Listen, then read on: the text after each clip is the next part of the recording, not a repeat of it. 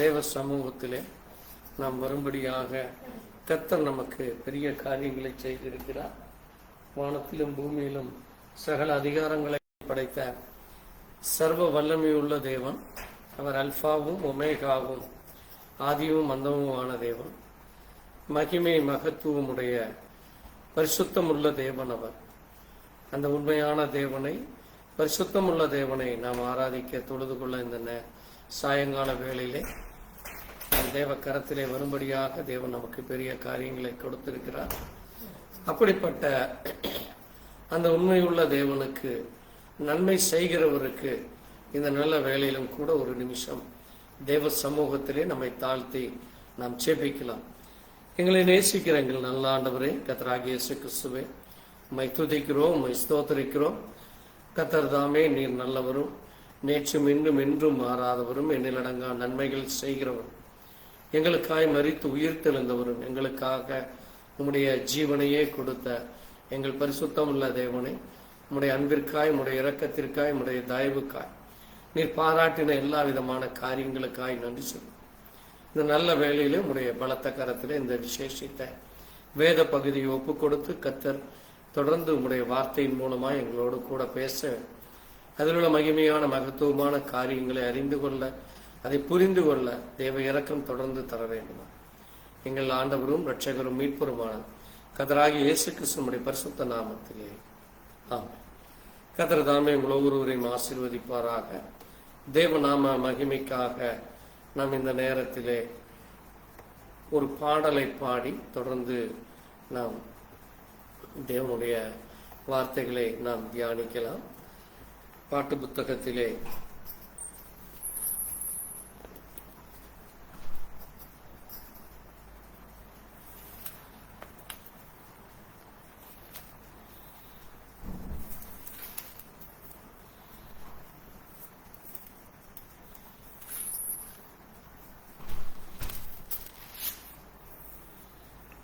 என்றும் ஆனந்தமே என் இயேசு தருகிறார் என்கிற பாடல். என்றும் ஆனந்தமே என் இயேசு தருகிறார் என்கிற பாடல்.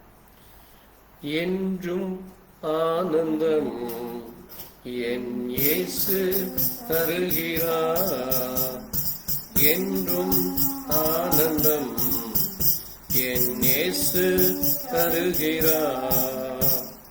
துதிப்பேன் துதிப்பேன் துதித்துக் கொண்டே இருப்பேன், துதிப்பேன் துதிப்பேன் துதித்துக் கொண்டே இருப்பேன். அல்லேலூயா ஆனந்தமே, அல்லேலூயா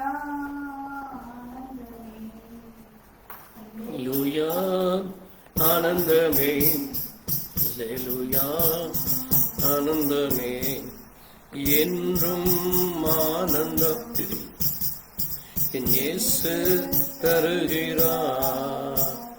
துதிப்பேன் துதிப்பேன் துதித்துக் கொண்டே இருப்பேன், துதிப்பேன் துதிப்பேன் துதித்துக் கொண்டே இருப்பேன். உன்னதர் மறைவில் வல்லவர் நிழலில் தங்கும் தங்குவேன், உன்னதர் மறைவில் வல்லவர் நிழல் என்றும் தங்குவே.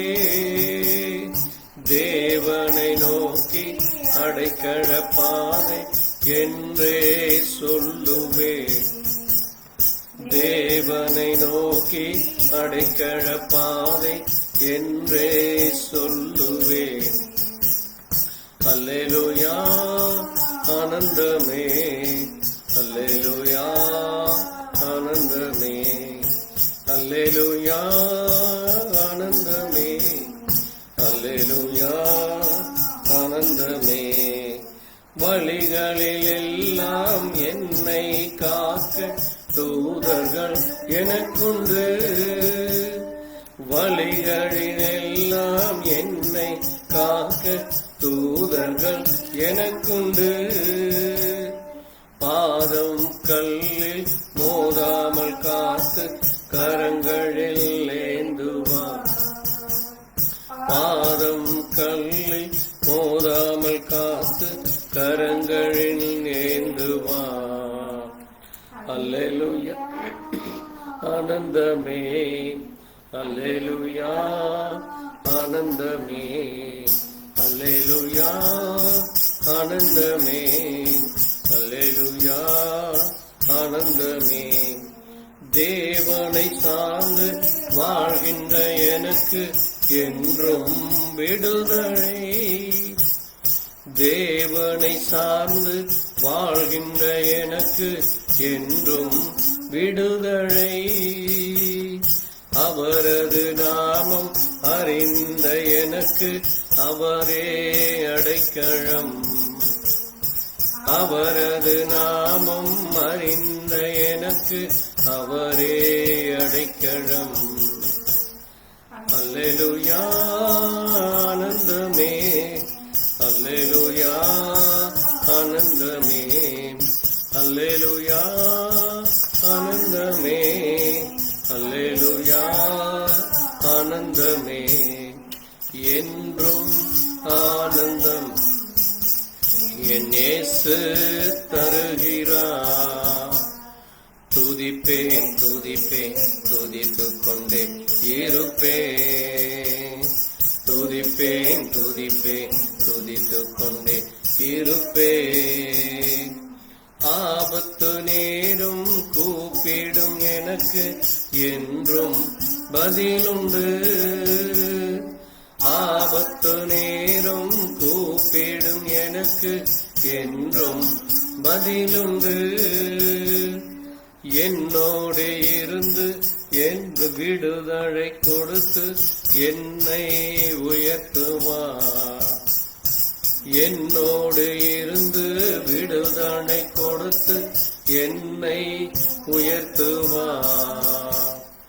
அல்லேலூயா ஆனந்தமே, அல்லேலூயா ஆனந்தமே, அல்லேலூயா ஆனந்தமே, அல்லேலூயா ஆனந்தமே. என்றும் ஆனந்தம் என் இயேசு தருகிறார். துதிப்பேன் துதிப்பேன் துதித்துக் கொண்டே இருப்பேன். துதிப்பேன் துதிப்பேன் துதித்துக் கொண்டே இருப்பேன். அல்லேலூயா. ஆமென். கர்த்தர் தாமே நம்ம ஒருவரையும் ஆசீர்வதிப்பாராக. நாம் எழுந்து நின்று இந்த நேரத்திற்குரிய வார்த்தைகளை வாசித்து தொடர்ந்து செய்திக்குள்ளாய் கடந்து செல்லலாம்.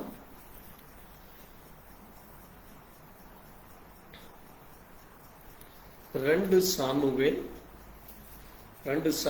19ஆம் அதிகாரம்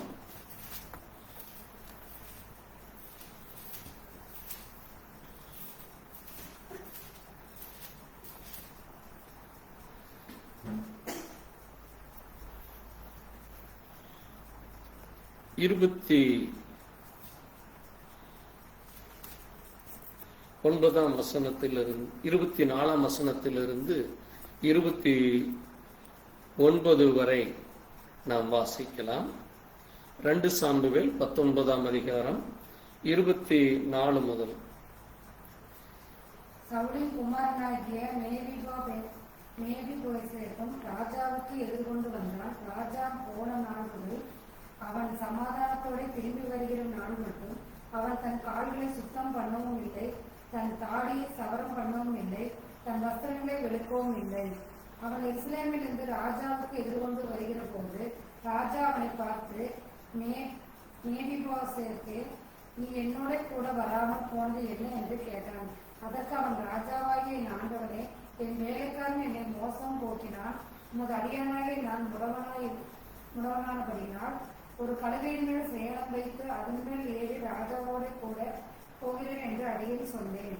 அவன், ராஜாவாகிய என் ஆண்டவனிடத்தில் உமது அடியான் மேல் வீண்படி சொன்னான்.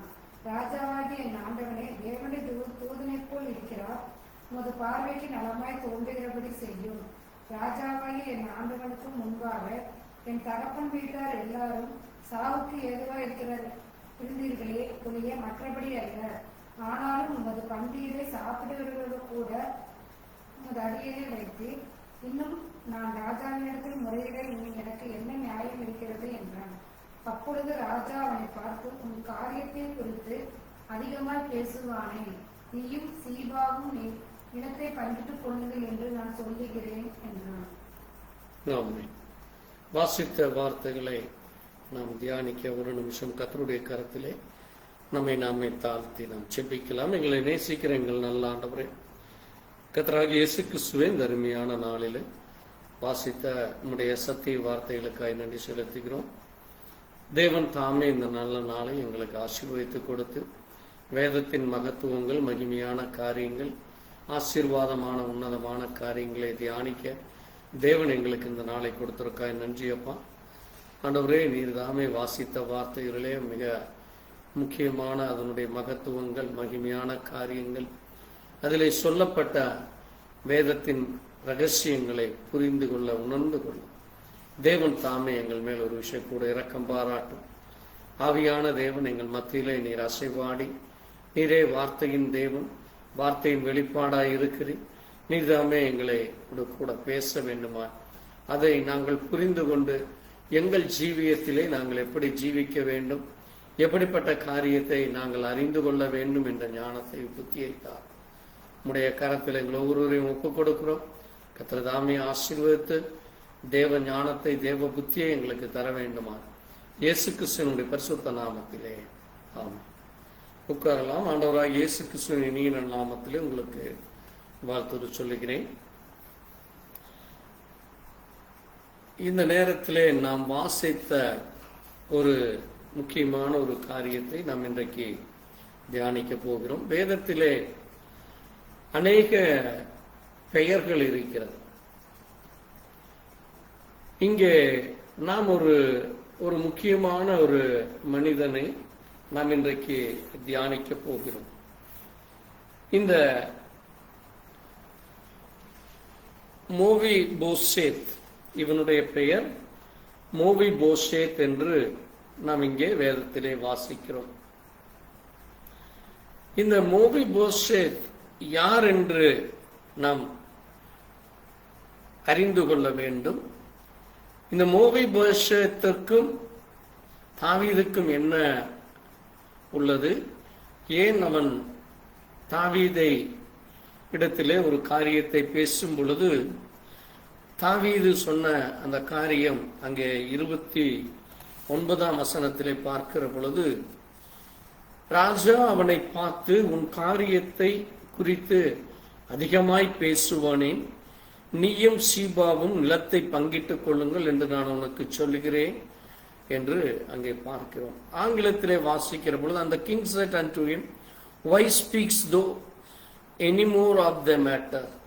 I have said, though and Sheba divide the land என்று அங்கே சொல்லப்பட்டிருக்கிறதை நான் நம்ம பொதுவாக நம்முடைய வாழ்க்கையிலே ஒரு சிலர் தங்களை குறித்தும் தங்களுடைய காரியங்களை குறித்து அதிகமாக பேசும் பொழுது, தேவையில்லாமல் நீங்கள் அதிகமாய் பேச வேண்டாம், உங்களுக்கு என்ன வேண்டுமோ அதை சொல்லுங்கள், அல்லது உன்னுடைய காரியம் எனக்கு தெரியும், அதிகமாய் நீ ஏன் பேசுகிறாய் என்று சொல்லி அவரிடத்திலே நம்ம என்ன காரியத்திற்கு வந்தாய் என்று சொல்லுவோம், அல்லது அவர் வந்த நோக்கத்தை நாம் அறிந்து இந்த காரியத்திற்காக தேன வந்தா இதை இப்படி செய் என்று நம்ம பொதுப்படையாக இந்த உலகத்திலே நம்ம பேசுகிறதை நம்ம பார்க்கிறோம். அது சாதாரண மனிதர்களானாலும் சரி, அல்லது ஒரு முக்கியமான மனிதர்களானாலும் சரி, அல்லது ஒரு அரசியல்வாதிகளோ, அல்லது தேவனுடைய விசுவாசிகளோ, அல்லது ஒருவருக்கொருவர் ஊழியக்காரர்களோடு பேசும்பொழுது, மற்றவரிடத்திலே பேசுகிற பொழுது நம்ம இங்க இந்த காரியத்தை நம்ம பார்க்கிறோம்.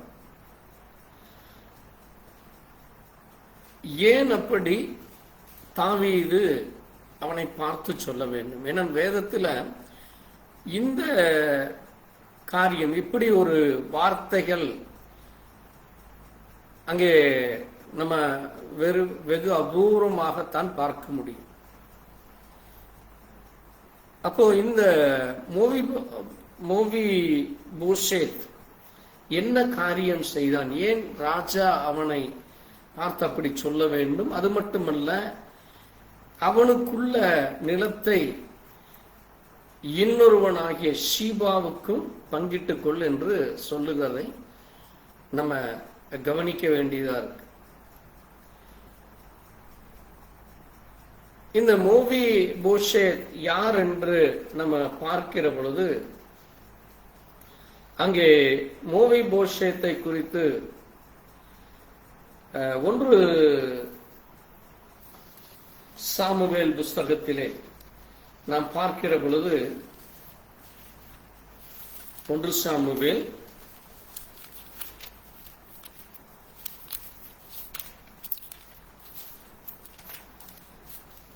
19ஆம் அதிகாரத்திலே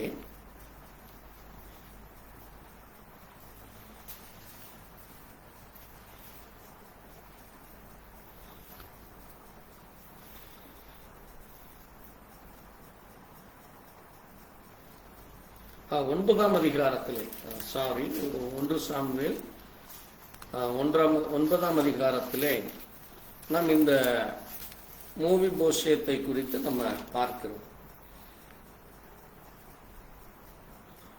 அங்கே நம்ம பார்க்கிற பொழுது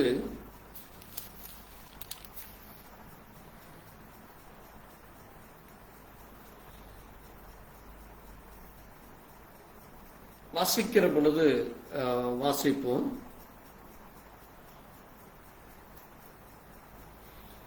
இங்கே சவுலை குறித்து நம்ம அறிந்து கொள்ளும் பொழுதுதான் பிறகு யார் இவன் என்று நம்ம அறிந்து கொள்ள முடியும். வாசிக்கலாம். 1 சாமுவேல் 9ஆம் அதிகாரத்திலே 21ஆம் வசனத்தை வாசிப்போம். அப்பொழுது சவுல் பிரதியுத்தரமாக, நான் இஸ்ரவேல் கோத்திரங்களிலே சிறியதான பென்யமீன் கோத்திரத்தான் அல்லவா?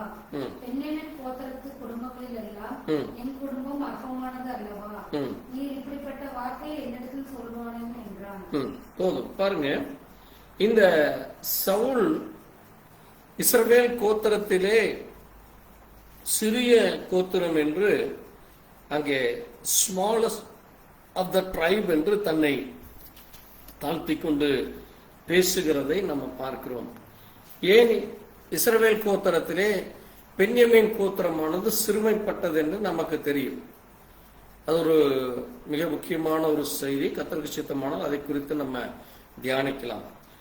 இங்கே சவுல் தன்னுடைய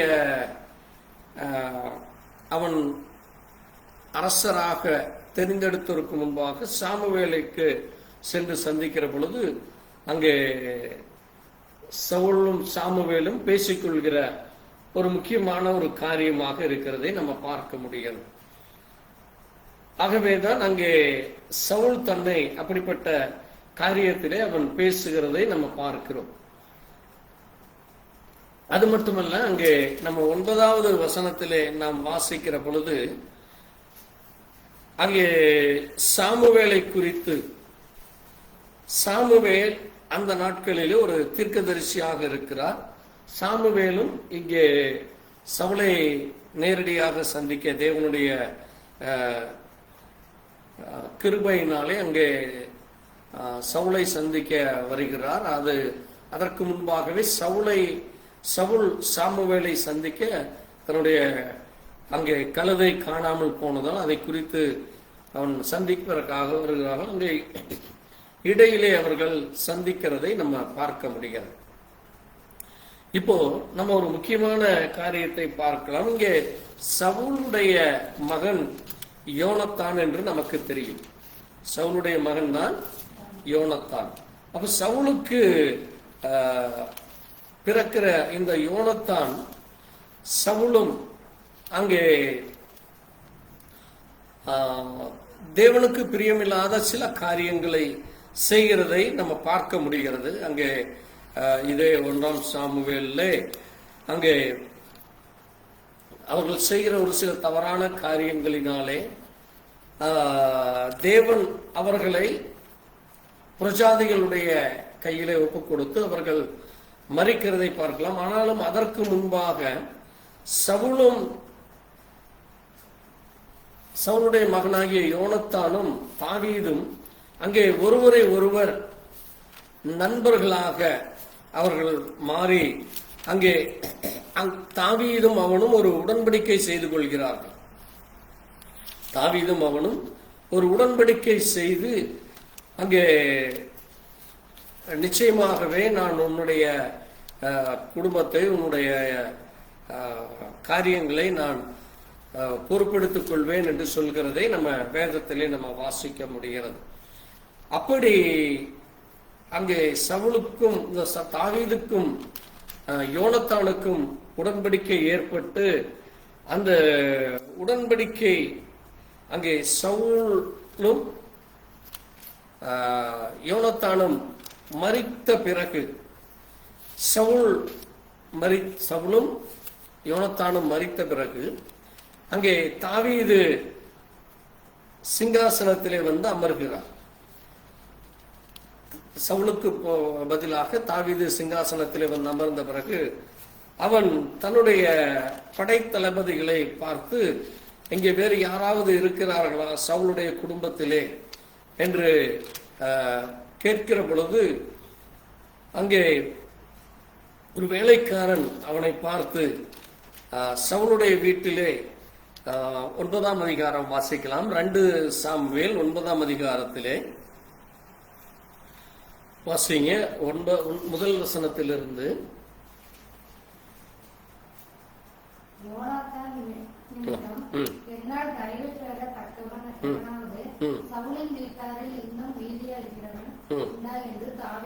பாருங்க, இங்க சவுலுடைய பிள்ளையாகிய வீட்டிலே, சவுலுடைய வீட்டிலே யோனத்தான் நிமித்தம் யாராவது இருக்கிறார்களா என்று கேட்கிற பொழுது சவுலின் வீட்டு வேலைக்காரனாகிய ஷீபா, சவுலுடைய வீட்டு வேலைக்காரனாகிய ஷீபா என்கிற ஒருவனை தாவீதினிடத்திலே அழைத்து கொண்டு வருகிறார்கள்.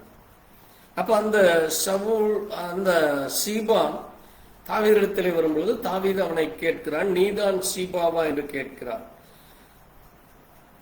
பிறகு அவன் ஆம் என்று சொன்ன பிறகு அங்கே தாவீது அவனை பார்த்து, தேவன் நிமித்தம் 3ஆம் வசனத்திலே வாசிக்கிறப்ப, தேவன் நிமித்தம் நான் சவுலின் குடும்பத்திற்கு தயவு செய்யும்படி அவன் வீட்டிலே யாதொருவன் இன்னும் மீதியாய் இருக்கிறானா என்று கேட்டதற்கு அங்கே சீபா சொல்லுகிறான், இன்னும் யோனத்தானுக்கு 2 கால்களும் முடமான ஒரு குமாரன் இருக்கிறான் என்று சொல்லுகிறான்.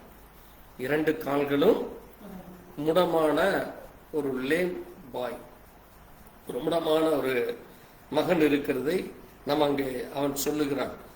அப்ப தாவீது என்ன செய்கிறான் பாருங்கள், லோதாபாரில் இருக்கிற அம்மோனியின் குமாரத்தி ஆகிய மாகீரின் வீட்டிலே அவன் இருக்கிறான் என்று சொல்லுகிற பொழுது தாவீது தன்னுடைய சேவகர்களை அனுப்பி அவன் வீட்டிலிருந்து, மாகீரின் வீட்டிலிருந்து அங்கே திரும்ப அழைத்து கொண்டு வருகிறதை நம்ம பார்க்க முடிகிறது. கர்த்தருக்கு சித்தமானால் ஏன் அவன் அங்கே அந்த அம்மியேலின் குமாரனாகிய மாகின் வீட்டிற்கு சென்றான், ஏன் அங்கே தங்கி இருக்க வேண்டியது என்று அது ஒரு அருமையான ஒரு தியானிக்க வேண்டிய மிக முக்கியமான ஒரு மனுஷன். அந்த மனுஷனை குறித்து கர்த்தருக்கு சித்தமானால் நம்ம தியானிக்கலாம். பாருங்க, இப்போ இந்த சவுலின் குமாரனாகிய யோனத்தானின் மகன் மோவிபோசேத் தாவீதினிடத்தில் வந்த பொழுது அவனை முகமுப்புற விழுந்து வணங்கி தாவீது அவனை பார்த்து கேட்கிறான், நீ மோவிபோசேத் என்பது இதோ அடியேன் என்று சொல்லுகிறான். அப்ப தாவீது அவனை பார்த்து சொல்லுகிற காரியம் அங்கே 7ஆம் வசனத்திலே, நீ பயப்படாதே, உன் தகப்பன் யோனத்தான் நிமித்தம் நான் நிச்சயம் உனக்கு தயவு செய்து உன் தகப்பனாகிய சவுலின் நிலங்களை எல்லாம் உனக்கு திருப்பி கொடுப்பேன், நீ என் பந்தியில் நித்தம் அப்பம் புசிப்பாய் என்று இங்கே ஒரு மோவிபோசாத்துக்கு ஒரு காரியத்தை அவர் சொல்லுகிறார். நம்ம கவனிக்க வேண்டிய ஒரு முக்கியமான காரியம் பாருங்க, சவுல் மரணத்திற்கு பிறகு அவருடைய குடும்பத்திலே வேறு ஒருவருமே இல்லை, எல்லாரையும் இந்த ஜனங்கள் கொன்று போட்டார்கள். ஆகவே இங்கே ஒரே ஒரு பிள்ளை மாத்திரம் இருக்கிறது, மோவிபோசேத். இந்த மோவிபோசேத்தும் இன்னொரு இடத்திலே அங்கே ஒரு அனாதை போல ஒரு உதவி செய்வார்களோ அல்லது வேற எந்த ஒரு காரியம் இல்லாத ஒரு பிள்ளையாக இருக்கிறான். ஆனால் தேவன் அங்கே தாவீதின் மேல் யோனத்தான் நிமித்தம் தாவீதினுடைய இருதயத்திலே பேசி அங்கே அவன் பதவியேற்ற சில நாட்களிலேயே இந்த மகனை அழைத்து வர சொல்லி இவனுக்கு உதவி செய்கிறான். அது மட்டுமல்ல, ஒரு மிக முக்கியமான ஒன்றை அவன் செய்கிறான் பாருங்க. சவுலுக்கு எந்தெந்த இடங்கள் இருந்ததோ, எவ்வளவு நிலம் இருந்ததோ அவ்வளவு நிலத்தையும் திரும்ப நான் உனக்கு மீட்டு தருகிறேன் என்று சொல்லி, இது நம்முடைய ஆண்டவர் நமக்கு எப்படி இந்த பூமியானது இன்றைக்கு பிசாசினுடைய பிடியிலே இருக்கிறதோ அதை மீட்டுக் கொள்ளும்படி, அங்கே தேவனுடைய ராஜ்யம் நிலைத்து நிற்கும்படி செய்ய போகிறாரோ, தேவன் இந்த பூமியை முழுவதுமாக அவருடைய அரசாட்சிக்கின் கீழ் கொண்டு வருகிறார். அதற்கு இது ஒரு முன்னடையாளமாக இருக்கிறது.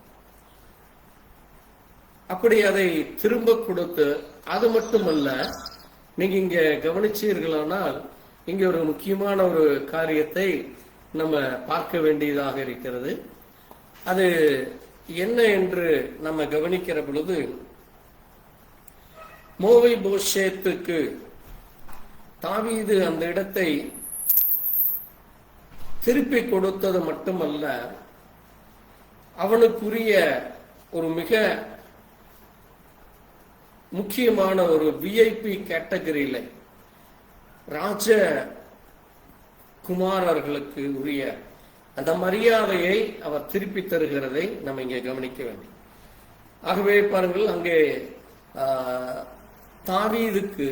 தாவீது மேவிபோசேத்திடம் இன்னொரு காரியத்தை சொல்லுகிறார். மேவிபோசேத்திடத்திலே அவர் சொல்லுகிற முதல் காரியமானது, இந்த உன் முப்பாட்டனார் சவுல் எதையெல்லாம் இழந்து போனாரோ, அந்த இழந்து போன அந்த நிலத்தை, அதை நான் மீட்டு நான் உனக்கு உன்னுடைய பெயரிலே நான் மாற்றி தருகிறேன், அதை நான் உன்னுடைய பெயரிலே நான் உனக்கு அதை எழுதி தருகிறேன் என்று சொல்லி அவர் அதை அங்கே எழுதி கொடுக்கிறதை நம்ம கவனிக்க முடியாது. அது மட்டுமல்ல, அவர் செய்த இன்னொரு மிக முக்கியமான ஒரு காரியமானது, அங்கே நீ என் பந்தியில் நித்தமும் அப்பம் புசிப்பாயாக, என் பந்தியில் நித்தமும் அப்பம் புசிப்பாயாக என்று சொல்லப்படுகிறது. பாருங்கள், ராஜகுமாரர்களுக்கு என்ன மரியாதை கொடுக்கப்படுகிறதோ அந்த மரியாதையானது அங்கே மீண்டுமாக இந்த மேவிபோசேத்திற்கு தேவன் கிருபையாக அதை கொடுக்கிறார். அது தேவ கிருபையினாலே அவனுக்கு கிடைக்கிறது. அது மட்டுமல்ல, இவன் ஒரு முடவனாக இருப்பதால் அவன் சொல்லுகிறான் பாருங்க, மேவிபோசேத் அங்கே மீண்டுமாக தாவீதை வணங்கி, செத்த நாயை போல் இருக்கிற நீர் என்னை நோக்கி பார்ப்பதற்கு உமது அடியேன் எம்மாத்திரம், ராஜா சவுலின் வேலைக்காரனாகிய ஷீபாவை அழைப்பித்து அவனை நோக்கி, சவுலுக்கும் அவர் வீட்டாருக்கும் இருந்த யாவையும் உன் எஜமானுடைய குமாரனுக்கு கொடுத்தேன், நான் அதை அவனுக்கு நான் திரும்ப கொடுக்கிறேன். அந்த இடத்தை மேவிபோசேத்திற்கு, அங்கே சவுலுடைய வீட்டார்கள் அனைவருடைய அந்த நிலத்தை, அவர்களுக்குரிய எல்லா விதமான அந்த அந்தஸ்தை, அந்த மரியாதையை நான் திரும்ப இவனுடைய பெயரிலே நான் அங்கே இவனுடைய பாதுகாப்பிலே நான் கொடுக்கிறேன். அது மட்டுமல்ல, நீ என்ன செய்ய வேண்டுமாமாம், சீபாவிடத்திலே அவன் சொல்லுகிற ஒரு முக்கியமான ஒரு காரியம், நீ உன் குமாரரையும் உன் வேலைக்காரரையும் கூட்டிக் கொண்டு உன் எஜமானுடைய குமாரன் புசிக்க அப்பம் உண்டாயிருக்கும்படி அந்த நிலத்தை பயிரிட்டு அதன் பலனை சேர்ப்பாயாக. உன் எஜமானுடைய குமாரன் மோவிபோசேத் நிமித்தம் என் பந்தியிலே அப்பம் புசிப்பான் என்றான் என்று அங்கே சொல்லுகிறதை நம்ம பார்க்க முடிகிறது. இங்கே மோவிபோசேத் செய்கிற இன்னொரு மிக முக்கியமான ஒரு காரியம் பாருங்க. அங்கே இந்த சீபா அவனுக்கு ஒவ்வொரு நாளும் ஒரு அருமையான ஒரு காரியத்தை செய்யும்படியாக தாவீது அவனுக்கு கட்டளையிடுகிறான். ஆகவே சீபா தன்னுடைய பிள்ளைகள் பாருங்க, நீங்க அவருக்கு பார்த்தீங்கன்னா ஒரு 15 குமாரர்கள் இருக்கிறார். இந்த 15 குமாரர்களும் அங்கே மோவிபோசேத்திற்கு உடன் இருந்து அவனை கவனித்துக் கொள்கிற பொறுப்பு. அது மட்டுமல்ல, அந்த நிலத்தை பயிரிடவும் அந்த பயிரை சரியானபடி கொண்டு சேர்க்குகிற ஒரு மிக முக்கியமான பொறுப்பை சீபாவிடத்தில் கொடுக்கிறார். அது மட்டுமல்ல, அவனுடைய வேலைக்காரர்களையும் சீபாவுடைய வேலைக்காரர்களையும் அங்கே மோவிபோசேத்தோடு இருக்க அங்கே தாவீது கட்டளையிடுகிறார். இன்னொரு முக்கியமான காரியத்தை பார்க்கிற பொழுது அங்கே 11ஆம் வசனத்திலே சொல்லப்பட்டிருக்கிறது, சீபா ராஜாவை நோக்கி, ராஜாவாகிய என் ஆண்டவன் நமது அடியேனுக்கு கட்டளையிடப்பட்ட எல்லாம் உமது அடியேனாகிய நான் செய்வேன் என்றார். ராஜகுமாரனில் ஒருவனைப் போல மோவிபோசேத்தின் பந்தியில் அசனம் பண்ணுவான் என்று சொல்லுவதை நம்ம கேட்க முடிகிறது.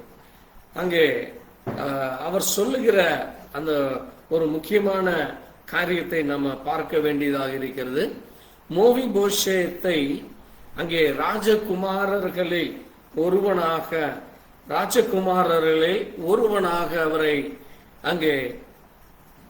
அவரை ட்ரீட் செய்ய வேண்டும், அவர்களை உரிய அந்த மரியாதையை கொடுக்க வேண்டும், அவனுக்கு அதை செய்ய வேண்டும் என்று சொல்லுகிற காரியத்தை நம்ம பார்க்க முடிகிறது. ஏனென்றால் மோவிபோசேத் அங்கே நீங்க கவனிக்கிற பொழுது மோவிபோசேத் அங்கே நீங்க கவனிக்கிற பொழுது பாருங்க, மோவிபோசேத்திற்கு மீகா என்னும் பேருள்ள சிறுவனாகிய ஒரு குமாரன் இருந்தான். சீபான் வீட்டிலே குடியிருக்கிற யாவரும் மோவிபோசேத்திற்கு வேலைக்காரராயிருந்தார்கள் என்று நம்ம அங்க கவனிக்கிறோம். அப்போ மோவிபோசேத் இங்கே ஒரு ராஜ குமாரனை போல மீண்டுமாக அங்கே திரும்பி வருகிறதை நம்ம பார்க்க முடிகிறது. அதைத்தான் அங்கே 2 சாமுவேல் 10ஆம் அதிகாரத்திலே 13ஆம் வசனத்திலே சொல்லப்பட்டிருக்கிறது, மோவிபோசேத் ராஜாவின் பந்தியில் நித்தம் அசனம் பண்ணுகிறவனாயிருந்தபடியால் எருசலேமில் குடியிருந்தான், அவனுக்கு 2 கால்களும் உடமாயிருந்தது என்று சொல்றோம். பாருங்க, ராஜாவிற்கு என்ன பந்தியிலே கொடுக்கப்படுகிறதோ, ராஜாவிற்கு என்னவெல்லாம் அங்கே உணவுகளானாலும் சரி, அல்லது பல வகைகளானாலும் சரி, அல்லது அவனுக்கு எந்த விதமான பொருட்கள் கொடுக்கப்படுகிறதோ அதே மரியாதையை இந்த மோவிபோசேத் பெறுகிறார். ஒரே ஒரு காரணம், தாவீது அங்கே யோனத்தானோடு உடன்படிக்கை பண்ணிக்கொண்ட அந்த ஒரு மிக முக்கியமான ஒரு காரியத்தினாலே. அது மட்டுமல்ல, அங்கே தாவீதுனுடைய நண்பனாகிய யோனத்தானுக்கு இருந்த எல்லா விதமான அந்த நிலங்களும், சவுலுக்கு இருந்த நிலங்களும், சவுல் காலத்திலே அவன் என்னென்ன நிலமெல்லாம் வாங்கினானோ நமக்கு தெரியும். அங்கே சவுளுடைய பக்கத்து தோட்டத்திலே அவன் ஏமாற்றி பிடுங்கினதை நமக்கு தெரியும். இப்படி அநேக தவறான காரியங்களை செய்து தேவனுக்கு எரிச்சல் உண்டாக்கின காரியங்கள், கோபம் உண்டாக்கின காரியங்கள் நமக்கு தெரியும். தாவீது உடைய நாட்களில் அவன் செய்த காரியங்களை நம்ம வேதத்திலே பார்க்க முடியும். இங்கே மோவிபோசேத் அந்த நிலத்தை சீபாவுடைய கண்ட்ரோல்ல வைத்திருக்கிறேன். கவனமா கேளுங்க. சீபா தான் இப்ப என்னது, ஒரு மேனேஜரை போல அல்லது ஒரு தளபதியை போல பார்த்து கொள்ளுகிற பொறுப்பு அங்கே கொடுக்கப்படுகிறது. இங்க இவன் தினசரி ராஜாவினுடைய வீட்டிலே போய் தங்கி அங்கே மதிய உணவு உண்டு கொண்டு வருகிறது. காலையும் இரவும் தன்னுடைய வீட்டிலே அங்கே அவனுக்கு கொடுக்கப்பட்ட வேலைக்காரர்கள் அங்கே சீபாவின் பிள்ளைகளோடு சேர்ந்து அவன் அங்கே உணவு அருந்துறதை நம்ம பார்க்க முடிகிறது. ஆகவேதான் அவன் அங்கே எருசலேமிலே தங்கி இருக்கிறதை நம்ம கவனிக்கிறோம். எருசலேம் என்பது நமக்கு தெரியும், அது மிக முக்கியமான ஒரு பட்டணமாக அங்கே தாவீதின் நாட்களிலே மிக முக்கியமான ஒரு தலைநகராக இருக்கிறது. இதை அப்படியே நம்ம ஆவிக்குரிய காரியத்திலே பார்க்கிற பொழுது நம்ம ஒரு மிக முக்கியமான ஒரு பட்டணத்திற்கு காத்து கொண்டிருக்கிறோம், புதிய எருசலேம். நாம் ஒவ்வொருவரும் தேவனுடைய பிள்ளைகளாக அங்கே தேவனோடு கூட நாம் அவரோடு கூட போஜனம் பண்ணும்படி தேவன் நமக்கு கிருபை கொடுக்கிறதை பார்க்க முடியும். நான் ஏன் இந்த செய்தியை கொடுக்கிறேன் என்றால், இங்கே இந்த மோபிபோசேத் செய்கிற ஒரு மிக முக்கியமான ஒரு காரியத்தின் மூலமாக அவனுடைய வாழ்க்கை எப்படி இருந்த வாழ்க்கை இப்பொழுது எப்படி மாறுகிறது என்று கவனிக்க வேண்டும். பாருங்க, அவன் பிறக்கிறப்போ எந்தவித ஊனம் இல்லை. அவன் பிறக்கிறப்போ எந்தவித ஊனம் இல்லை. ஆனால் தாவீதுடைய நாட்களிலே அங்கே சவுல் வீட்டாரை அங்கே எல்லோரும் சேர்ந்து அந்த வீட்டுகளை அங்கே அடித்துக் கொள்வதற்கு எல்லாரும் செல்கிற பொழுது இவன் ஒருவன் மட்டும் அங்கிருந்த வேலைக்காரன் இவனை தூக்கி கொண்டு ஓடுகிற பொழுது அங்கே கீழே விழுந்து அவன் முடமானதை பார்க்கிறோம். அப்ப அது இயற்கையாக அல்ல, அது செயற்கையாக ஏற்பட்ட காரியம் என்று நம்ம பார்க்கிறோம்.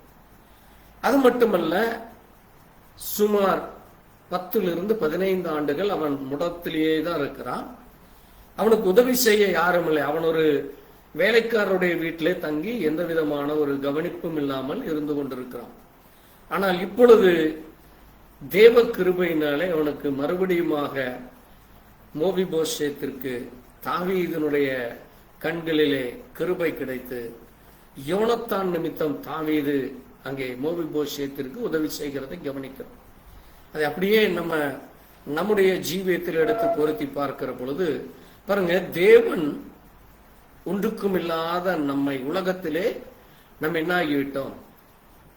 சிறு வயதிலே உலக வழிபாடுகள் அல்லது உலக காரியங்களிலே நம்ம ஒரு குருடனை போல ஒரு முடவனை போல மாறின நமக்கு தேவன் இரக்கம் பாராட்டி நமக்கு என்ன கொடுத்தார்? ஆசீர்வாதத்தை, நன்மைகளை, கிருபைகளை, இரக்கங்களை நமக்கு கொடுத்திருக்கிறார். அப்ப நம்ம தேவனுடைய அந்த பரிசுத்த பந்தியிலே நம்ம பங்கு கொள்ளும்படி நம்ம இன்றைக்கு தேவனுடைய வார்த்தையினாலே மறுபடியும் பிறந்து அந்த அப்பத்தை புசிக்க நமக்கு தேவன் கிருபை கொடுக்கிறார். அது மட்டுமல்ல, தேவன் நமக்கு ஒரு வாக்குத்தத்தம் ஒன்று செய்திருக்கிறார். என்ன வாக்குத்தத்தம்? நான் உங்களுக்காக ஒரு ஸ்தலத்தை ஆயத்தம் பண்ண போகிறேன், நீங்கள் என்னோடு கூட இருக்க போகிறீர்கள் என்று சொல்லி இருக்கிறார். அது மட்டுமல்ல, நாம் அவருடைய பிள்ளைகளாக நம்ம தேவனோடு என்னென்றைக்கும் இருக்க போகிறோம். இது தேவ பிள்ளைகள் விசுவாசிக்கிற காரியம். ஆனால் இங்கே நடக்கிற ஒரு மிக முக்கியமான ஒரு காரியத்தை நீங்க கவனிக்கிற பொழுது, அங்கே தாவீதினுடைய நாட்களிலே தாவீதினுடைய மகன் அப்சலோம் ஒரு தவறான ஒரு காரியத்தை செய்து அங்கே தாவீது புறக்கணிக்கப்படுகிறான். தாவீது அங்கே ஒரு காட்டிற்குள்ளாக ஓடி போகிறதை நம்ம பார்க்கிறோம். அங்கே காட்டுக்குள்ளாக ஓடி போகிற பொழுது நீங்க கவனித்தீர்களானால் இங்க ஒரு மிக முக்கியமான ஒரு காரியம் ஒன்று நடக்கிறது. வாசிக்கலாம். 2 சாமுவேல் 16ஆம் அதிகாரம். 2 சாமுவேல் 16ஆம் அதிகாரத்திலே முதல் வசனத்தை வாசிக்கலாம். முதல் 1, 2, 3 வாசிக்கலாம். தாவீது மலை உச்சியிலிருந்து சற்று புறம் நடந்து போன போது, இதோ மேவிபோசேத்தின் காரியக்காரனாகிய சீபா பொதிகளை சுமக்கிற 2 கழுதைகளை ஓட்டிக் கொண்டு வந்து அவனை சந்தித்தான். அவைகளில் 200 அப்பங்களும் மற்றலான 100 திராட்சை பழக்குலைகளும் வசந்த காலத்து 100 புலைகளும் ஒரு துருத்தி திராட்சை ரசமும் இருந்தது. ராஜா சீபாவை பார்த்து இவைகள் என்னத்திற்கு என்று கேட்டதற்கு சீபா கழுதைகள் ராஜாவின் வீட்டார் ஏறுகிறதற்கும் அப்பங்களும் பழங்களும் வாலிபர் புசிப்பதற்கும் திராட்சை ரசம் வனாந்தரத்தில் விடாய்த்து போனவர்கள் குடிப்பதற்குமே என்றான். அப்பொழுது ராஜா உன் ஆண்டவனுடைய குமாரன் எங்கே என்று கேட்டதற்கு சீபா ராஜாவை நோக்கி எருசலேமில் இருக்கிறவன் என்று இஸ்ரவேல் வீட்டார் என் தகப்பனுடைய ராஜ்யத்தை என் வசமாய் திரும்ப பண்ணுவார்கள் என்றார் என்று சொன்னான். அப்பொழுது ராஜா சீபாவை நோக்கி மேவி போசத்திற்கு உண்டானது எல்லாம் உன்னுடைய வயிற்று என்றான். அதற்கு சீபா ராஜாவாய ஆண்டவனே உம்முடைய கண்களில் எனக்கு தயை கிடைக்க வேண்டும் என்று நான் பணிந்து கேட்டுக் கொள்கிறேன் என்றான். போதும். இங்க நீங்க ஒரு முக்கியமான காரியத்தை கவனிங்க. தாவீது அப்சலோம் அங்கே தாவீதை கொண்டு போட வருகிறான் என்று தெரிந்த பிறகு அங்கே ஜனங்கள் தாவீதை மறந்து அப்சலோமோடு கூட செல்லுகிறதை பார்த்த பிறகு தாவீது தன்னோடு கூட ஒரு 300 மனுஷர்களை கூட்டிக் கொண்டு பாருங்க, அந்த 300 மனுஷர்களும் யார் என்று நமக்கு தெரியும். அந்த 300 மனுஷர்கள் எப்படிப்பட்டவர்களாக இருந்தார்கள் என்று நமக்கு தெரியும். ஆக பாருங்க, இங்க அவன் திரும்பி போகிற வழியிலே தாவீது நடந்து செல்கிற வழியிலே இங்க மோவிபோசேத்தோட காரியக்காரனாகிய சீபா இங்க மீண்டுமாய் வருகிறான். கவனிங்க, அங்கே கூட வர வேண்டியது யாரு? மிக முக்கியமாக கவனிக்க வேண்டியது யாரு? கூட செல்ல வேண்டியது யாரு? மோவிபோசேத். ஆனால் இந்த மோவிபோசேத்து என்ன செய்யல? தாவீதை போய் மரியாதை செலுத்தல. அல்லது தாவீதோடு கூட அவன் நிச்சயமாக சென்றிருக்க வேண்டும். ஏனென்றால் அங்கே தாவீதோடு கூட நீங்க கவனிச்சீர்களானால் அங்கே கைவிடப்பட்டவர்களும் தாவீதோடு கூட கைவிடப்பட்டவர்களும் இன்னும் அநேக ஜனங்கள் தான் அவனோடு கூட போகிறார்கள். அங்கே சென்றதெல்லாம் பெரிய பெரிய ஆளுகளோ அல்லது பெரிய இவர்களோ கிடையாது. நீங்க அதை வாசித்தீங்கன்னா நீங்க பார்க்கலாம். நீங்க வாசிங்க 15ஆம் அதிகாரத்திலே 15ஆம் அதிகாரத்திலே நீங்க வாசித்தீங்கன்னா அங்கே 18ஆம் வசனத்தை வாசிங்க. அவனுடைய ஊழியக்காரர் எல்லாரும் கிரேக்கியர் யாவரும் பிலேக்கியர் யாவரும் அவன் பக்கத்திலே நடந்து போனார்கள். காத்தூரில் இருந்து கால்நடையே வந்திருந்த 600 பேராகி பீத்தியர் எல்லாரும் ராஜாவுக்கு முன்பாக நடந்தார்கள். பாருங்க, ஒரு 600 பேர். அதுமே யாரு? கிரேத்தியர் என்கிற மற்றவர்கள் கூட.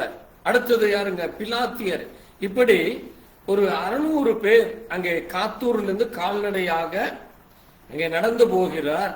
அப்போ ராஜா கேட்கிறான் பாருங்க 19ஆம் வசனத்துல, கீத்தியனாகிய ஈத்தாயை பார்த்து, நீ எங்களுடனே ஏன் வருகிறாய்? திரும்ப போ என்று நீ ராஜாவோட கூட அப்சலோமோட கூட இரு என்று சொல்லி பொழுது, நீ அந்நிய தேசத்தான், நீ உன் இடத்திற்கு திரும்பி போகலாம் என்று சொல்லுகிறார். அது மட்டுமல்ல, அங்கே தாவீது சொல்லுகிற இன்னொரு முக்கியமான வார்த்தையை கவனிங்க. நீ நேற்றுத்தான் வந்தாய், இன்று நான் உன்னை எங்களோடு நடந்து வரும்படி கொண்டு போகலாமா? நான் போகக்கூடிய இடத்திற்கு போகிறேன், நீ உன் சகோதரர் அழைத்துக் கொண்டு திரும்பி போ, கிருபையும் உன்னோடு கூட இருக்கிறது. இங்கே நீங்க கவனிக்க வேண்டியது என்னவென்றால், அங்கே ஒரு நாளைக்கு முன்புதான் வருகிறான். யாரு? ஈத்தாய் என்பவன். ஆனால் அந்த ஈத்தாய் கூட தாவீதிற்கு மேல என்ன இருக்குது? ஒரு பாசம் வந்து அங்கே தாவீது புறக்கணிக்கப்பட்டவராக, தாவீது ஒரு பெரிய ராஜாவாக, அந்த ராஜாவை சந்திக்கத்தான் இவர் வருகிறார். ஆனால் அந்த ராஜா புறக்கணிக்கப்பட்டு அங்கே செல்லுகிற பொழுது இந்த ஈத்தாய் வருகிறார். ஆனால் ஈத்தாயை பார்த்து, நீ நேற்றுத்தானே வந்தாய் என்று சொல்லுகிற பொழுது, ஆனாலும் அவன் என்ன செய்யல? ராஜாவுக்கு 21ஆம் வசனம் சொல்லுகிறார் பாருங்க.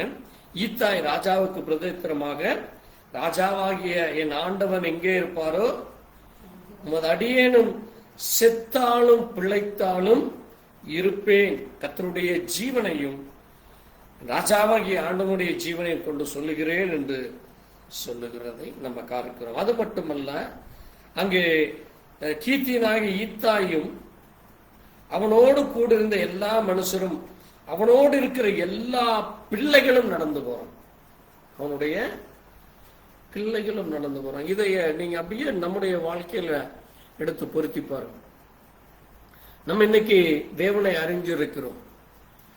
இந்த பூமியிலே எந்த ஒரு காரியமானாலும் நாம் மட்டுமல்ல, நம்முடைய குடும்பமாக தேவனுக்கென்று உண்மையாக இருக்க வேண்டும். ஏனென்றால் தாவீது அங்கே யாருக்கு முன்னடையாளமாக இருக்கிறார்? இயேசு கிறிஸ்துவுக்கு முன்னடையாளமாக இருக்கிறார். பாருங்க, தாவீதை அவ்வளவாக நேசித்தார்கள் அந்த ஜனங்கள். ஆகவேதான் தாவீதை விட்டு அவர்கள் என்ன செய்யல?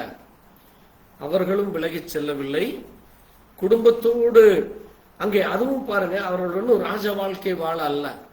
அங்கே புறக்கணிக்கப்பட்டவர்களாக, அங்கே ஜனங்களால் ஒதுக்கப்பட்டவர்களாக, அங்கே காடு மலைகளுக்கு அலைந்து செல்ல அவன் தன்னுடைய மனைவி பிள்ளைகளோடு அங்கே ஈத்தாய் செல்கிறான். ஆனால் அனுதினமும் நல்ல ராஜா மரியாதையோடு சாப்பிட்டு கொண்டிருக்கிறார். இந்த மேவிபோசேத் என்ன செய்யல? வந்து எதிர்கொண்டும் வரவில்லை, கூடவும் வரவில்லை. புரியுதா உங்களுக்கு? மேவிபோசேத் செய்த மிகப்பெரிய தவறு என்னது? கூடவும் வரல, எதிர்கொண்டு போய் ஏதாவது ஒரு காரணம் சொல்லி அட்லீஸ்ட் அங்கே சந்திச்சிருக்கலாம். அதையும் அவன் செய்யவில்லை. இது எப்படிப்பட்ட காரியமாக இருக்கிறது? இப்ப தேவன் நமக்கு நல்ல ஒரு ஊழியத்தை கொடுத்திருக்கிறார், அல்லது நல்ல விசுவாசிகளை, அநேக விசுவாசிகளை கொடுத்திருக்கிறார் என்று வைத்துக் கொள்ளலாம். இப்ப தேவனுக்குரிய காரியத்தை நாம் உண்மையாக இருக்கிறோமா? தேவனுக்கென்று நாம் வைராக்கியமா நிற்கிறோமா? எல்லா காரியத்திலேயும் வைராக்கியமா நிற்கிறோமா என்று நம்ம கவனிக்க வேண்டியவர்களாக இருக்கிறோம். பாருங்க, அங்க அதனாலதான் நம்ம இப்ப வாசித்த இந்த நீங்க வாசித்த இந்த 2 சாமுவேல் 19ஆம் அதிகாரத்துல தாவீது திரும்ப வருகிறார்.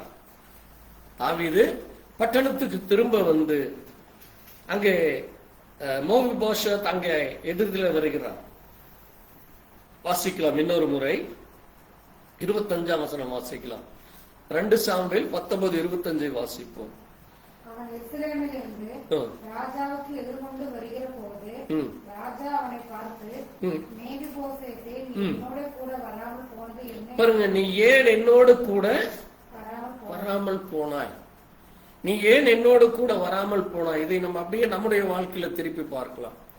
நம்ம தேவன் நமக்கு எல்லா விதமான ஆசீர்வாதங்களை, எல்லா விதமான நன்மைகளை கொடுக்கிற பொழுது ஏதாவது ஒரு சூழ்நிலைகளை சொல்லி, காரணத்தை சொல்லி நம்ம இன்னும் எக்ஸ்கியூஸ் சொல்லி கொண்டு இருக்கிறோமா என்று பார்க்க வேண்டும். அதனாலதான்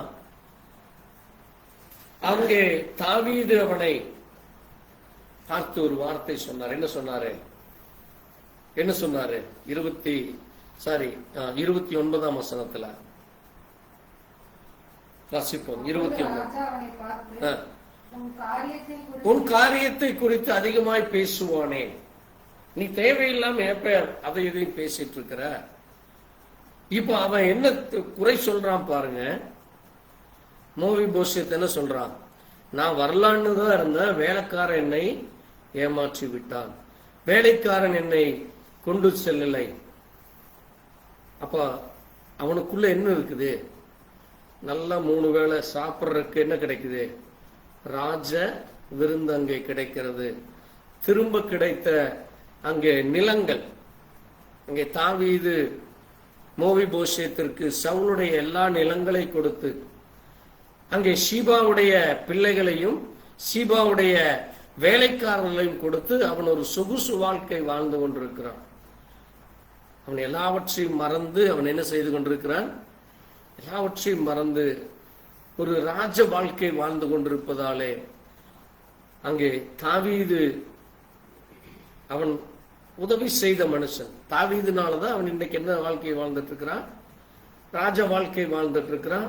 தாவீதுனாலதான் அவனுக்கு அந்த இடம் திரும்ப கிடைத்தது. அவனுக்கு வேலைக்காரர்கள் கிடைத்தார்கள். ஏன்னா அதற்கு முன்பாக அவன் எங்கிருந்தான்? மக்ரிங்கிறவன் வீட்டுல ஒரு அடிமையை போல, ஒரு வேலைக்காரனை போல, உதவியற்றவனாக, நிர்கதி இல்லாதபடி அங்கே ஒரு அனாதையை போல அவன் அங்கே இருந்தான். ஏன்னா அங்கெல்லாம் உங்களுக்கு அவனுடைய சொத்து பத்தோ அல்லது 3 வேளை நல்ல சாப்பாடோ கிடைச்சிருக்காது. அப்படிப்பட்ட மனுஷனுக்கு அங்கே தாவீது அழைத்து வந்து அவனுக்கு எல்லா விதமான உதவிகளை செய்தார்.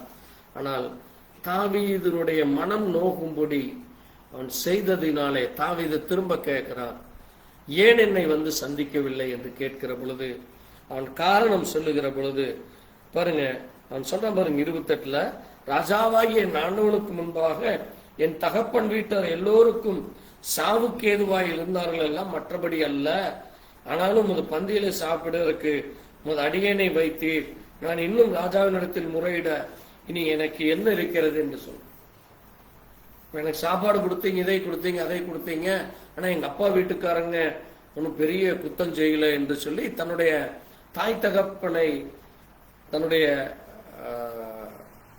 தாத்தாவாகிய சவுளை பெருமையாக பேசுகிறதை பாரு. அவன் அந்த பழைய வாழ்க்கையை மறக்கல.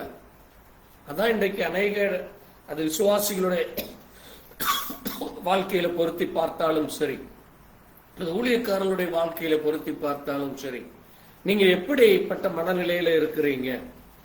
தேவன் உங்களை அழைக்கிற பொழுது, தேவன் உங்களுக்கு ஒரு நன்மை செய்கிற பொழுது, நாம் அந்த இடத்தை மட்டும் நோக்கி பார்த்து வரும் காரியங்களை, வருகிற நன்மைகளை நாம் மறந்து போய் விடுகிறோமா? ஏதாவது பிரச்சனை நேரத்துல தேவனை மறந்தவர்களாக உலக காரியத்தை மட்டும் கவனம் செலுத்தி கொண்டிருக்கிறோமா பார்க்கணும். அதனாலதான் இப்ப அவனுக்கு ஒரு மிகப்பெரிய ஒரு பனிஷ்மெண்ட் கிடைக்கும். அவனுக்கு ஒரு மிகப்பெரிய பனிஷ்மெண்ட் என்னது? நீங்க பார்த்தீர்களானால் அங்கே 29ஆம் வசனத்திலே சொல்லப்பட்டிருக்கிறது, ராஜா அவனை பார்த்து, உன் காரியத்தை குறித்து அதிகமாய் பேசாதே, நீயும் சீபாவும் நிலத்தை பங்கிட்டுக் கொள். இப்ப அவனுக்கு என்ன ஆகி போச்சு? அவனுக்கு கிடைச்ச ஒரு உதாரணத்துக்கு ஒரு 100 ஏக்கரா அவனுக்கு திரும்ப கிடைக்குது என்று வைத்துக் கொள்ளலாம். அந்த 100 ஏக்கரா இப்ப என்ன ஆகி போச்சு? சீபாவுக்கும் சீபாவுடைய பிள்ளைகளுக்கும் பங்கிட்டு கொடுக்க வேண்டியதாக ஆகிவிட்டது. அதனாலதான் ஆண்டவர் சொல்றாரு, நான் உங்களுக்கு என்னுடைய பங்கை தருகிறேன் என்று சொல்லுகிறார். ஆமென். அந்த பங்கை நம்ம பெற்றுக்கொள்ள மிக கவனமாக இருக்க வேண்டும். நமக்குரிய பங்கு வேறு யாருக்கும் சென்று விடக்கூடாது. நமக்குரிய பங்கு வேறு யாரும் பெற்றுக்கொள்ள நம்ம விடக்கூடாது. இப்ப தேவன் எதற்கு நம்மை அழைத்தாரோ, ஒரு ஊழியத்திற்கு அழைத்தார், அல்லது ஒரு விசுவாசியாக இருக்க அழைத்தார், அல்லது மற்றவர்களுக்கு முன்பாக சாட்சி உள்ள ஒரு ஜீவியம் என்றால் அதை நம்ம இழந்து விடக்கூடாது. இங்கே மோவிபோஷேத் அவன் முடவனாக இருந்தாலும் அங்கே தாவீது அவனுக்கு இரக்கம் பாராட்டி அவனுக்கு அவனுடைய தகப்பன்மாருடைய சொத்து பத்துக்களை அப்படியே திரும்ப கொடுக்கிறான். நான் எல்லாவற்றையும் உனக்கு தருகிறேன், நீ எடுத்து அதை. அங்கே சீபாவுக்கு இருந்த பிள்ளைகளையும் அவனுக்கு வேலைக்காரனாக வைக்கிறான். சீபாவுடைய வேலைக்காரர்களையும் மோவிபோஷேத்திற்கு கொடுத்து அவர்களையும் கூடுருக்க பண்ணுகிறான். இவன் ஒரு தனி மனுஷன், அங்கே அவனுக்கு ஒரு பிள்ளை ஒன்று இருக்கு. அப்ப அவர்களுக்கும் அங்கே போஷிப்பு கிடைக்குது, அவர்களுக்கும் அங்கே உதவி கிடைக்குது. ஆனால் இப்ப நீங்க பார்க்கிறப்போ அதை பங்கிட்டு கொடுக்க வேண்டிய ஒரு அவல நிலைக்கு அவன் செல்லுகிறதை நம்ம பார்க்க முடிகிறது. ஏனென்றால் அவன் தனக்கு வந்த ஆசீர்வாதத்தை அவன் இழந்து போறதை பார்க்க முடிகிறது. அவன் தனக்கு வந்த ஆசீர்வாதத்தை அவன் இழந்து போகிறதை பார்க்கிற பாருங்க. இப்போ மோவிபோஷேத் என்ன பதில் சொல்றான் பாருங்க. இதை சொன்ன அதற்கு மோவிபோஷேத் ராஜாவை நோக்கி, ராஜாவாகிய என் ஆண்டவன் சமாதானத்தோட தம்முடைய வீட்டிற்கு வந்திருக்கிற போது அவனே எல்லாவற்றையும் எடுத்துக்கொள்ளட்டும். அவன் தாவீது சொல்றது என்னது, பங்கிட்டு எடுத்துக்கோன்னு சொல்றான். ஆனா இப்ப இவன் என்ன சொல்றான் பாருங்க, எனக்கு இருக்கிறது எல்லாமே நான் யாருக்கு கொடுத்துட்றேன், சீபாவுக்கே திரும்ப கொடுத்துட்றேன் என்கிற. அதற்கு பிறகு அங்கே வேற அவனை பற்றி வேற எங்கேயும் நம்ம பார்க்க முடியாது. பாருங்க, அவனுக்கு வந்த அந்த ஆசீர்வாதத்தை அவனே புறந்தள்ளி விடுகிறான். அவனுக்கு கிடைச்ச ஒரு ராஜ வாழ்க்கையை அவன் என்ன செய்து விடுகிறான், அதை அலட்சியம் பண்ணுகிறான். அதை அலட்சியம் பண்றதை பார்க்கிறோம். எப்படி அங்கே இயேசு கிறிஸ்து இந்த பூமியில இருந்த பொழுது ஒரு வாலிபன் இயேசு கிறிஸ்துவை சந்திக்கிறார். ஆண்டவரே, நான் அங்க தேவனுடைய ராஜ்யத்தில் பிரவேசிக்க வேண்டுமானால் என்ன செய்கிறப்ப நீ கற்பனைகளை கை கொள்ளும். அவன் சொல்ல, நான் எல்லா கற்பனைகளையும் கை கொண்டேன். அப்ப ஆண்டவர் சொல்றாரு, நீ உனக்கு உள்ளதை விற்று ஏழைகளுக்கு கொடுங்கிறப்போ அவன் அநேக ஆஸ்தி உள்ளவனானதுனால அவன் அப்படியே என்னடா இப்படி சொல்லி போட்டாரு என்று சொல்லி வெக்ஸாகி அவன் திரும்ப போகிறதை பார்க்கிறோம். அவனால் என்ன செய்ய முடியவில்லை, தேவனுடைய ராஜ்யத்திலே பிரவேசிக்க முடியும். பாருங்க, ஆனால் அவன் எல்லா கட்டளைகளையும் கற்பனைகளையும் கை கொண்டான். இப்ப நம்ம ஒரு விசுவாசிகளை ஒரு நல்ல ஊழியக்காரர்களை பார்த்து சொல்ற மாதிரி, நல்ல ஊழியம் பண்ணாரு, நல்ல சபை பெருகுச்சு, நல்ல ஆசீர்வாதம் பண்ணாரு, வாங்கினாரு. ஆனா கடைசியில் அவர் என்ன ஆயிட்டாரு, விழுந்து போயிட்டாரு. கடைசியில் அவருக்கு ஒரு துர்மரணம் ஏற்பட்டது. அல்லது நல்ல விசுவாசி, சபையில நல்ல சாட்சியா இருப்பாரு, அநேக ஆசீர்வாதங்கள் அவர் மூலமா சபைக்கு வந்தது, அநேக ஆத்துமாக்களை கொண்டு வந்தாரு. ஆனா கடைசியில் அவர் என்ன ஆயிட்டாரு, ஒண்ணும் இல்லாம போயிட்டாரு. ஒரு சின்ன மிஸ்டேக் பண்ணாரு அங்கே என்று சொல்லி அங்கே நம்ம பார்க்க முடிகிறது. இன்றைக்கு எத்தனையோ பேரோட நம்ம அதை இணைச்சு சொல்லலாம். நம்முடைய வாழ்க்கையிலே நம்ம அநேகரை நம்ம கவனிக்கிறோம். அதே போல இங்கே மோவிபோசேத்துடைய காரியமானது நமக்கு ஒரு மிக முக்கியமான ஒரு படிப்பினையாக இருக்கு. மோவிபோசேத்திற்கு அவன் ஒரு கைவிடப்பட்ட ஒரு அனாதையை போல இருந்தான், ஒன்றுமில்லாதவனை போல இருந்தான், எந்த ஒரு உதவியும் இல்லாதவனாக இருந்தான். யாரும் அவனுக்கு உதவி செய்யவில்லை. ஆனால் அவன் அங்கே ஆண்டவர் அவனுக்கு கிருபையாக அதை கொடுத்தார். தாவீதனுடைய கண்களிலே கிருபை கிடைத்து மோவிபோசேத்திற்கு அந்த நிலமும் திரும்ப கிடைத்தது. அது மட்டுமல்ல, தாவீதோடு கூட அங்கே உட்கார்ந்து நித்தமும் என்று சொல்லப்பட்டிருக்கிறது. தாவீது உங்களுக்கு தெரியும், அவர் சுமார் 40 ஆண்டுகளாக அங்கே அரசாண்டு வந்த ஒரு தேவ மனுஷன். பிறகு அநேக வருஷங்கள் அவன் சாப்பிட்டு அவனுக்கு என்ன ஆகி போச்சு, அந்த ராஜ வாழ்க்கையை விட்டவனுக்கு வெளியில வர்ற மனசு இல்லை. ஏன்னா நித்தமும் ராஜா பிள்ளைகள் சாப்பிடுகிற அந்த உணவை சாப்பிட்டு கொண்டிருந்தான். ஆகவே அவன் ராஜாவை குறித்து என்ன செய்யல, அக்கறை இல்லாதவனாக, அவனுக்கு கொடுக்கப்பட்ட ஆசீர்வாதத்தை மறந்து ஒரு போஜன பிரியன் என்று சொல்லலாம். அதனாலதான் வேதம் சொல்லுது, நீ போஜன பிரியனா இருந்தால் உன் கழுத்திலே கத்தி வை என்று சொல்லு. இப்ப தேவ பிள்ளைகளாகிய நாம் மிக கவனமாக இருக்க வேண்டும். தேவன் நமக்கு கொடுக்கிற சின்ன சின்ன ஆசீர்வாதத்திலே, சின்ன சின்ன நன்மைகளிலே நம்ம உண்மையாக இருக்கிறோமா? நமக்கு பெரிய ஆசீர்வாதம் கிடைக்காட்டி கூட ஒரு சின்ன ஆசீர்வாதம், நம்ம ரட்சிக்கப்பட்டிருக்கிறதே ஒரு பெரிய ஆசீர்வாதம். ஒரு கிறிஸ்தவனாக இந்த பூமியிலே ஜீவிப்பதே ஒரு பெரிய ஆசீர்வாதம். எத்தனையோ ஜனங்களுக்கு இன்னைக்கு கண்கள் குருடாக இருக்கிறது, தேவனுடைய சத்தத்தை கேட்காமல் இருக்கிறாங்க, இருதயம் கடினப்பட்டிருக்கிறாங்க. ஆனா நம்ம ரட்சிக்கப்பட்டிருக்கிறோம், தேவனுடைய பிள்ளை என்கிற ஒரு அடையாளத்தை வச்சிருக்கிறோம். அல்லது ஒரு சிறு ஊழியம் நமக்கு கொடுக்கப்பட்டிருக்கலாம், அல்லது ஒரு நல்ல மனைவி கொடுக்கப்பட்டிருக்கலாம், நல்ல பிள்ளைகள் கொடுக்கப்பட்ட, அவர்களை எப்படி நம்ம சரியான பாதையில கொண்டு சொல்லி நடக்கிறது, எப்படி அவர்களுக்காக நம்ம இந்த பூமியிலே தேவனுடைய வருகை பரியந்தம் அவர்களை உண்மையாக நடத்துவது, எப்படி உத்தம இருதயத்தோடு நாம் பரிசுத்தத்தோடு, தேவன் நம்மை பரிசுத்தத்திற்கு அழைத்திருக்கிறார், அசுத்தத்திற்கு அல்ல. உலகமும் அதன் இச்சைகளும் ஒளிந்து போகும், தேவனுடைய சித்தத்தின்படி செய்கிறவனே நிலைத்து நிற்பான். அப்ப தேவ சித்தத்தை அறிந்தவர்களாக நம்ம ஜீவிக்கிறது தான் தேவன் நம்மை அழைத்த அழைப்பு. அவருடைய அழைத்த அழைப்புகளும் கிருபை வரங்களும் மாறாதுன்னு வேதம் சொல்லுது. அப்ப தேவன் ஒவ்வொரு நாளும் நம்ம மேல் கிருபை பாராட்ட வேண்டும். அந்த கிருபை நம்மை விட்டு விலகி போகக்கூடாது.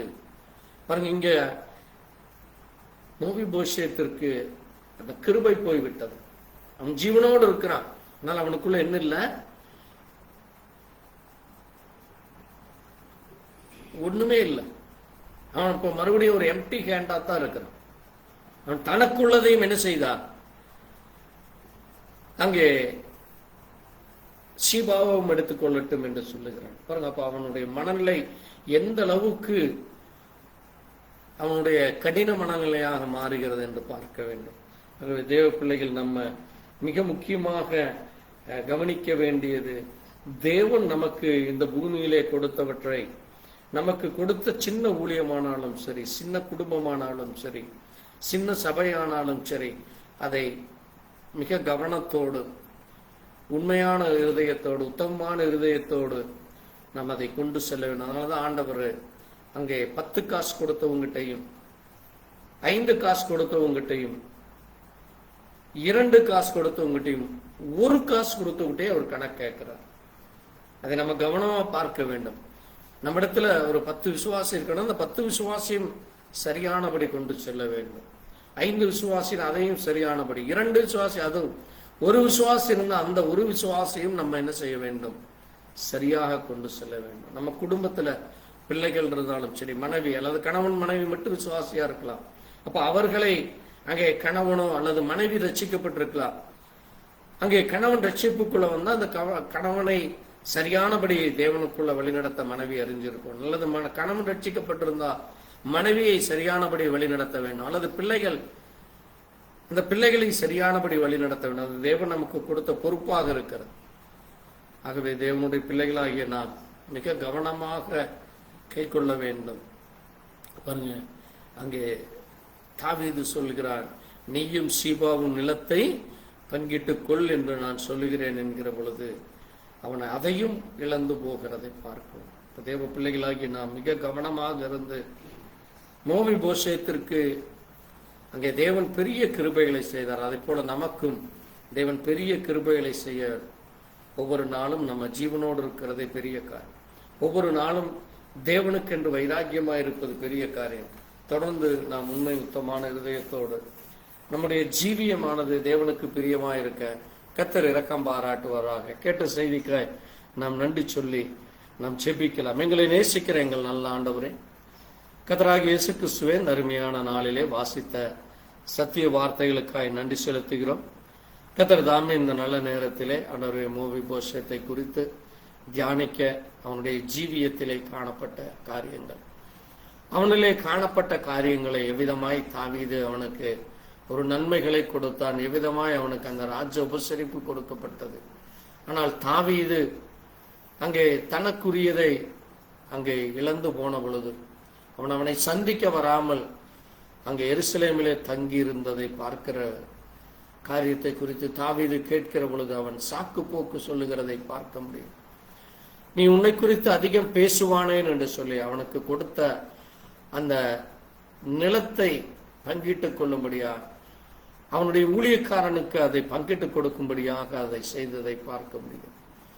ஆண்டவரே, இது எங்களுடைய வாழ்க்கையில ஒரு மிக முக்கியமான ஒரு காரியமாக இருக்கு. நாங்கள் என்ன செய்ய வேண்டும், எப்படி ஜீவிக்க வேண்டும், எங்களுக்கென்று நீர் கொடுத்த அந்த பொறுப்பை நாங்கள் எவ்விதமாய் நடந்து கொள்ள வேண்டும் என்று ஒரு விஷயம் கூட நம்முடைய கரத்தில் வருகிறோமப்பா. தேவன் தாமே அக்கிரமங்களற, பாவங்களற, மீறுதலற எங்களை சுத்திகரி. நாங்கள் எங்களுக்கென்று நீர் செய்த எல்லா நன்மைகளை மறவாதபடி, நீர் கொடுத்த கிருபைகளை, இரக்கங்களை நாங்கள் மறவாதபடி, ஒவ்வொரு நாளும் சரியானபடி ஜீவிக்க, சரியானபடி நடந்து கொள்ள தேவ இரக்கமும் தேவ கிருபையும் எங்களுக்கு தொடர்ந்து நம்முடைய சட்டங்களிலே மூடி மறைத்து எங்களை ஆசீர்வதித்து வழிநடத்த வேண்டுமா? இயேசு கிறிஸ்து நம்முடைய பரிசுத்த நாமத்திலே ஆமென். என் ஆத்மாவே கர்த்தரை ஸ்தோத்திரி, முழு உள்ளமே பரிசுத்த நாமத்தை ஸ்தோத்திரி. என் ஆத்மாவே கர்த்தரை ஸ்தோத்திரி, கர்த்தர் செய்த சகல உபகாரங்களும் மறவாதே. ஆமென். God bless you. Praise the Lord. Thank you Jesus. ஆமென். கர்த்தர் ஸ்தோத்திரம் உண்டாவதாக. Praise to God.